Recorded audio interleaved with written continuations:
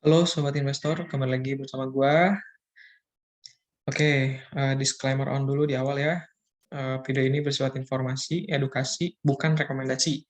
Jadi, tujuannya buat teman-teman mengetahui saham yang teman-teman beli. Dan kita beli saham yang kita ketahui tentunya.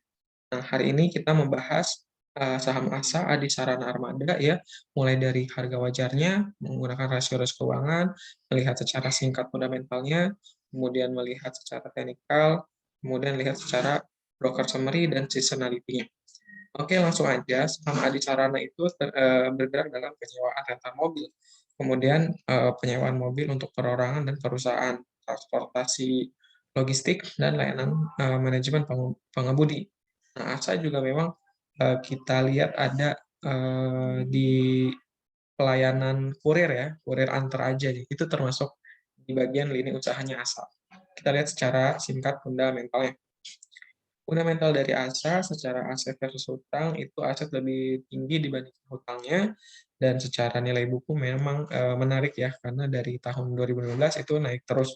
Kemudian aset lancar versus hutang, nah ini cukup begitu tidak baik ya, karena memang di tahun 2021 itu aset dan hutang lancarnya lebih tinggi hutang lancarnya.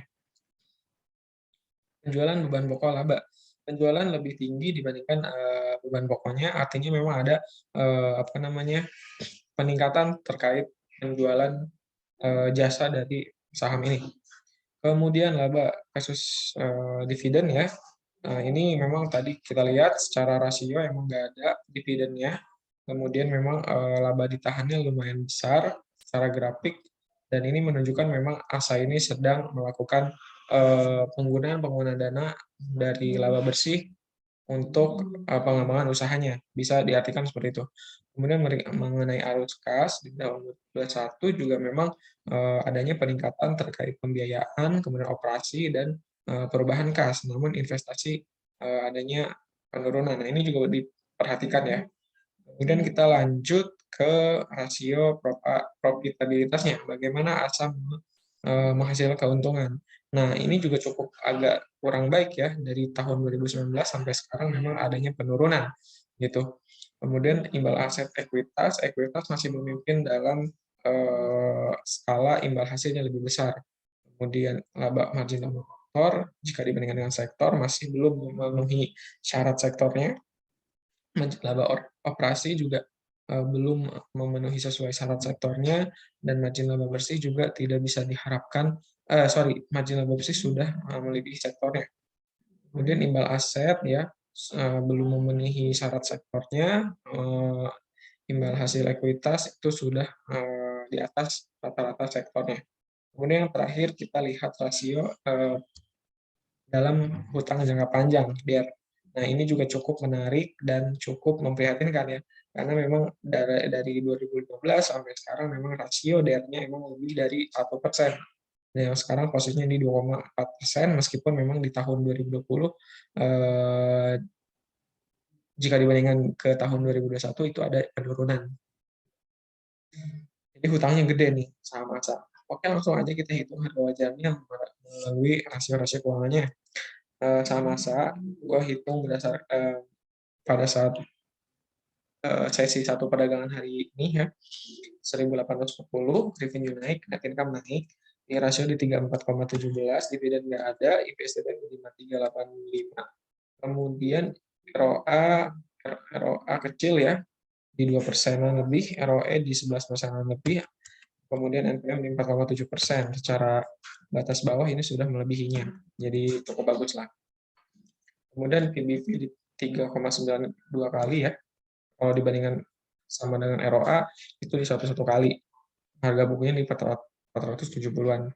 Nah, per kali PBV nggak bisa diukur karena memang secara ini jadinya over value. Menurut harga wajar PBV versus ROE juga memang kemahalan ya, harus harga wajarnya 500-an. Harga menurut metode Graham juga harusnya harga wajarnya 754. Kemudian menurut P method ya, P rasionya di rata-rata 3 tahun itu 2.625 atau mempunyai margin of safety di 43%-an. Min PBB 3 tahunnya di skala 3,5. 69 kali ya, dengan harga wajar di 1.733.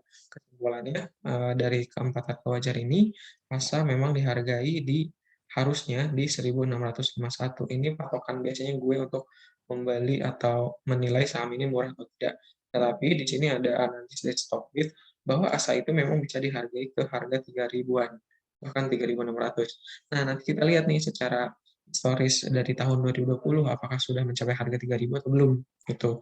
Kalau misalkan belum, nah kita lihat ya nanti.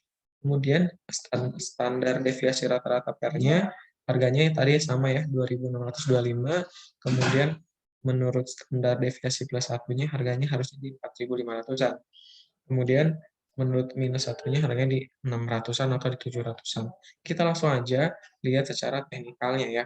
Secara teknikalnya, kalau kita lihat ASA memang pernah ke harga all time high-nya di 3.995 ya. Ini di bulan sekitaran akhir tahun 2021. Dari situ, dari semenjak Desember 2021 memang cenderung untuk downtrend ya, persis berada di garis MA50 dan garis MA150 untuk ASA. Tapi jika dilihat harga hari ini memang dan hari ini juga ditutup naik ya di 2,5% untuk ASA setelah memang rebound di support terkuatnya di 1.500-an. Support ini terbentuk di tahun lalu juga ya. Ini kuat juga penahanannya. Maka sebenarnya kalau misalkan ini break di bawah 1.500-an, kemungkinan memang bisa mencapai harga support psikologis yang kedua itu di harga 1.180. Namun ASA ternyata masih mampu untuk bertahan dan melakukan pembalikan arah, ditandai dengan garis MACD dan garis stokastik RSI. Itu untuk ASA. Bagaimana proyeksinya secara teknikal? Nah, secara teknikal, ya masih berada di garis MA50 dan garis MA150, tetapi jika kita memang memutuskan untuk beli di harga ini dengan alasan kita proyeksinya dapat ASA menutup gap-nya. 9 dari 10 gap pasti tertutup, yang itu keyakinan gua, maka kita mempunyai keuntungan sebesar 33%. Nah, kapan kira-kiranya tertutup untuk gap ini? Kita nggak tahu. Kita bisa memproyeksikan melalui salah satunya Stockbit seasonality ya. Kalau secara peneliti, kenaikan 2% ini juga memang menandakan di bulan Juli ini profitabilitasnya memang sebesar 86%-an. Agustus di 67, dan yang terbesar lagi ada di November sebesar 83%-an. Dan di bulan Maret juga besar ya, sebesar 86. Jadi bisa di bulan Juli ini ada kenaikan dipengaruhi profitabilitas historis, Agustus, November, dan Maret. Itu proyeksi untuk ASA ya. Kalau misalkan beli di harga sekarang, jual di harga November itu juga nggak masalah. Dengan proyeksinya memang kalau gua yakin bisa menutup apa namanya gap yang terbuka ini ya di antara 2.300-an seperti itu. Kemudian seasonality udah, kita lihat ke secara bandarmologi ya. Pertama broker dulu. Secara broker summary itu di tanggal 21 memang banyak akumulasi terutama dari broker YU dan CC, dan adanya distribusi dari SK dan CS ini distribusi. Kemudian secara asing memang setelah 2 hari sebelumnya adanya akumulasi, pada tanggal 21 kemarin itu adanya distribusi ya untuk saham asing.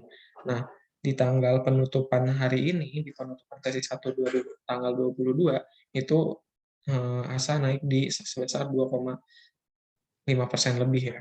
Nah, ini juga ditandai adanya akumulasi. Itu untuk saham ASA. Dan kita lihat secara PE rasio, memang secara garis, PE current rasio sekarang memang ada di bawah rata-ratanya. Ada kemungkinan bisa menembus ke rata-ratanya itu di harga, lihat ya, tadi gua udah hitung itu di harga 2.265. Kita secara teknikal kita lihat di mana harga 2.225 itu berapa keuntungannya, 2.625 ya, itu sekitar 46%-an ya. Nah, itu persis setelah berhasil menutup gap dan break di atas resisten kuat juga ya di sini. Apa namanya? Resisten kuat di atas gap. Itu proyeksi untuk ASA, mudah-mudahan ini menjadi insight dan informasi buat teman-teman juga. Dan menjadi pertimbangan pembelajaran dalam menentukan beli dan jualnya. Oke, bagi teman-teman yang sudah carok dari harga 1.500-an, selamat ya. Nah, bisa ditunggu atau hold ya, jika memang mampu break di atas harga 1.900-an, itu akan melanjutkan berpotensi ke 2.000-an. Seperti itu. Terima kasih. Sampai jumpa.